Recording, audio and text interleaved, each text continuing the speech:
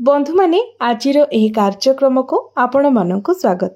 आजिर एही कार्यक्रमटी कर्कट राशि व्यक्ति विशेष मानक पई बहुत गुरुत्वपूर्ण अटे। बंधु माने 15 मई ठारू आपणक जीवन रे एक बड़ परिवर्तन हेबाको जाउछि, कारण 15 मई रे देवगुरु बृहस्पति निजर राशि परिवर्तन करबाको जाउछंती। सूर्य मध्य निजर राशि परिवर्तन करबाको जाउछंती। तेबे बंधु माने गुरु गोटे वर्ष रे थरे निजर राशि परिवर्तन करिथांती, कारण गोटे राशि रु आउ गोटे राशि को गोचर करबा पई देवगुरु बृहस्पति एक वर्ष समय नेथांती। तेबे बंधु माने गुरुंकर एही राशि परिवर्तन प्रभाव रे एक वर्ष पई आपणक जीवन रे केउ सब परिवर्तन हेबो, आपणक जीवन रे गुरुंकर राशि परिवर्तनर केउ भली प्रभाव पड़िबो, से विषय रे आजिर एही वीडियो रे आमे माने विस्तार भाव रे जानिबा। सेथिपाई आपणकर जदि कर्कट राशि होइथाय तो वीडियोटी को आपण शेष पर्यंत निश्चय देखंतु एवं वीडियोटी को लाइक करी चैनलटी को सब्सक्राइब करि दियंतु। कमेंट बॉक्स रे भक्ति एवं श्रद्धार सहित जय श्री जगन्नाथ निश्चय लिखंतु। तो बंधु माने आसंतु आरंभ करिबा आजिर एही कार्यक्रम को, जहां आपणकर जन्म राशि एवं चंद्र राशि उपरे आधारित अटे। तो राशि चक्रर 12 गोटी राशि मध्यरु चतुर्थ राशि हेउची कर्कट राशि। तेबे गुरु बृहस्पति कर्कट राशि द्वादश भावरे गोचर करिवे। दीर्घ 12 वर्ष परे गुरु आपणकर द्वादश भावरे गोचर करिवे। तो एबे आसंतु जानिबा 15 मई ठारू गुरुंकर महापरिवर्तन फलरे आपणक जीवन रे केउ सब परिवर्तन हेबो। गुरुंकर दृष्टि आपणकर केउ सब भाव उपरे रहिबो एवं ता प्रभाव रे आपणक केउ सब फल प्राप्ति हेबो, से विषय रे आसंतु जानिबा। तेबे बंधु माने द्वादश भावटी होइथाय विदेशर भाव, खर्चर भाव एवं हॉस्पिटल भाव। तेबे गुरु जेतेबेले आपणकर द्वादश भावरे गोचर करिवे तो गुरुंकर दृष्टि आपणकर चतुर्थ भाव, षष्ठ भाव एवं अष्टम भाव उपरे रहिबो। गुरु पंचम दृष्टि रे आपणकर चतुर्थ भाव को देखिबे, सप्तम दृष्टि रे षष्ठ भाव को देखिबे एवं नवम भावरे आपणकर नवम दृष्टि रे आपणकर अष्टम भाव को देखिबे। तो गुरु हेउछंती आपणकर नवम भावर अधिपति।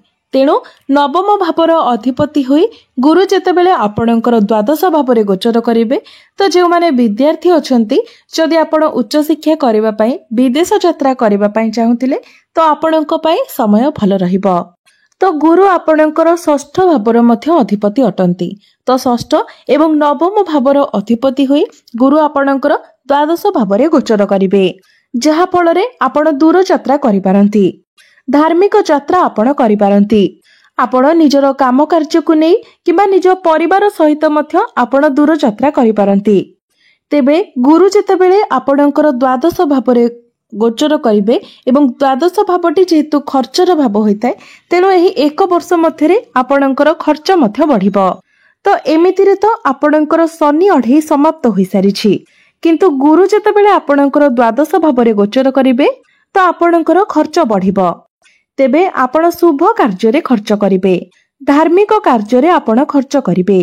तो गुरुंकर दृष्टि जेतेबेले आपणकर चतुर्थ भाव उपर को रहिबो तो आपण घर परिवार रे किछि रेनोवेट करबाकू चिंता करि पारंती, घर बदलाइबाकू मध्य आपण चिंता करि पारंती। तो सेमानंको पई गुरुंकर एही राशि परिवर्तन बहुत भल रहिबो, जे माने घर बदलाइबाकू चाहुथिले। गुरुंकर दृष्टि चतुर्थ भावरे रहुथिबा हेतु आपण लोकेशन चेंज करि पारंती, निजर घर बदलाई पारंती, घरे किछि रेनोवेट करि पारंती, कोनोसी प्रॉपर्टी रे मध्य किछि डील करि पारंती, किंबा आपण कोनोसी जानवाहन मध्य किनि पारंती। तो विशेष करी प्रॉपर्टी रिलेटेड जिनिस रे आपण डील करि पारंती। तो बंधु माने आपणको एठारे किछि विशेष कथा प्रति ध्यान रखिबार अछि। गुरु हेउछंती आम चर्बीर कारक ग्रह। तो गुरु जेतेबेले द्वादश भावरे गोचर करिवे, तेणु आपणको निजर खाद्यपेय प्रति विशेष ध्यान रखिबार अछि। आपण जेते पारिबे मीठा खाद्य कम खाइबाको चेष्टा करंतु, सुगर उपरे आपण कंट्रोल करंतु, आपणको हेल्दी डाइट फॉलो करिबार अछि। कारण गुरु जेतेबेले आमर कुंडली रे षष्ठ, अष्टम एवं द्वादश भावरे गोचर करिथान्ते, सेतेबेले आमर डाइजेस्टिव प्रॉब्लम देखा देई थाए एवं मोटापण बढ़िबा भली समस्या मध्य देखा देई थाए। एही समय आपण जेते पारिबे बाहर खाद्य को अवॉइड करंतु एवं जेते पारिबे हेल्दी फूड खांतु, नचेत आपणकर पेट मध्य खराब होई पारे। आपणको अल्कोहल उपरे मध्य कंट्रोल करिवार अछि। निशा द्रव्य ठारू आपण जेते पारिबे दूरे रहिबाको चेष्टा करंतु। एहा व्यतीत आपणको पई आउ गोटिए भल कथा हेउची, जदि आपणकर कोनोसी पैतृक संपत्ति रे किछि डिस्प्यूट थिला तो ताहा आपणकर समाधान होई जिवो एवं सेथिरो आपणको लाभ प्राप्ति हेबो। एहा सहित एमएमसी कंपनी रु आपणको जॉब ऑफर मध्य आसी पारे। आपण निजर चाकरी रे परिवर्तन पई मध्य चिंता करि पारंती। एही एक वर्ष मध्यरे आपणकर डेजिग्नेशन चेंज होई पारे किंबा चाकरी क्षेत्र रे चेंज आसी पारे। आपणकर प्रोफाइल रे मध्य चेंज होई पारे किंबा हठात करी चाकरी क्षेत्र रे आपणकर काहा सहित आर्गुमेंट होई पारे। तो ए सब कथार आपणको ध्यान रखिबार अछि। तरबरिया भाबरे जेमिति आपण कोनोसी कार्य न करंती किंबा कोनोसी डिसिजन न नियंती सेथि पई मध्य आपणको ध्यान रखिबार अछि। कारण जेहेतु आपणको भाग्य भावर अधिपति द्वादश भावरे अछंती, तेणु आपणको भाग्य रे टिके बाधा विघ्न सृष्टि हेबो, प्रत्येक कार्य रे विलंब हेबो एवं किछिटा समस्या देई मध्य आपणको जीवाको पड़िबो। तेणु जेतेबेले आपण कोनोसी कार्य करूछंती सेति पई आपण भलो भाबरे भाबी चिंती प्लानिंग करी काम करंतु।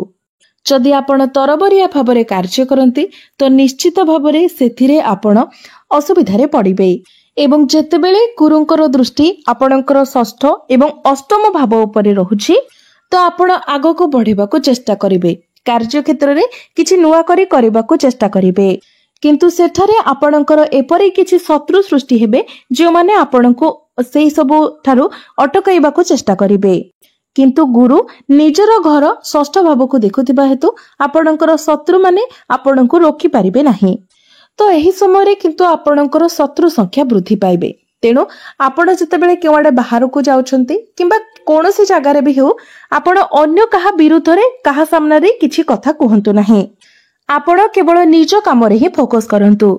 किंतु एहा आपणक सहित निश्चित भाबरे हेबो जे आपण विदेश यात्रा करि पारंती, दूर यात्रा करि पारंती, धार्मिक यात्रा करि पारंती किंबा विदेश सह जड़ित आपण कोनोसी कार्य करि पारंती। विदेशरो आपणको आर्थिक लाभ मध्य होई पारे एवं आपण जे दूर यात्रा करिवे ताहा आपणको पई लाभप्रद मध्य रहिबो एवं प्रॉपर्टी रिलेटेड मध्य आपण किछि नुवा कार्य करि पारंती एवं शुभ मांगलिक धार्मिक कार्य रे आपण निजर पैसा खर्च करि पारंती। तो बंधु माने एहा थिला गुरुंकर राशि परिवर्तन आपणको पई किपरि रहिबो। गुरुंकर राशि परिवर्तन परे आपणको जीवन रे केउ सब परिवर्तन हेबो, आपणको पई कोन सब शुभ रहिबो एवं केउ सब जिनिस प्रति आपणको ध्यान रखिबाको हेबो।